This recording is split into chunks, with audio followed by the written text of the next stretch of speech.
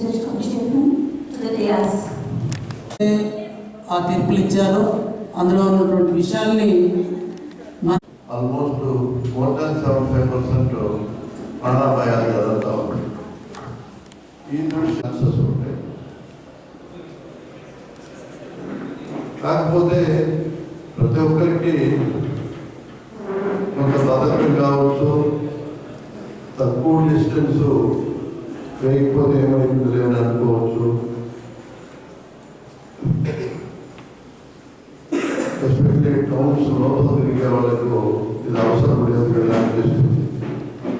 అయితే టౌన్స్లో కూడా ఆంధ్రప్రదేశ్ హైకోర్టు ఆదేశాల మేరకు ఈరోజు ఎలిమెంట్స్ గురించి అవేర్నెస్ ప్రోగ్రామ్ పెట్టడం జరిగింది.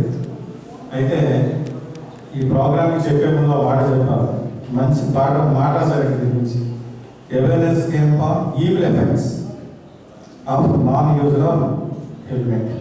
ఇదే నిజమే కదండి. ఈవిల్ ఎఫెక్ట్ అని పెట్టారు. ఎంత పదం చూడండి, ఎంత మీనింగ్ ఉందో. ఈవిల్ ఎఫెక్ట్ అంటే ఎంత చెడు అనేది ప్రభావం ఉంటుంది అనేది ఈ యొక్క క్యాప్షన్లో ఉంది. మనం చూసుకుంటే ఈవిల్ ఎఫెక్ట్ ఏం చెప్పగలుగుతుంది దాని గురించి కదండి.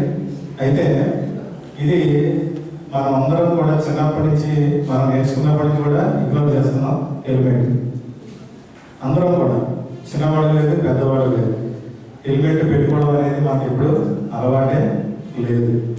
నిజమే, బాగానే ఉంటుంది.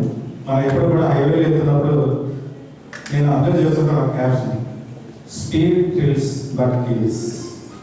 అందరూ చూస్తాం, చదువుతాం అంతే కదండి. Speed thrills use thrills but kills. నిజమే.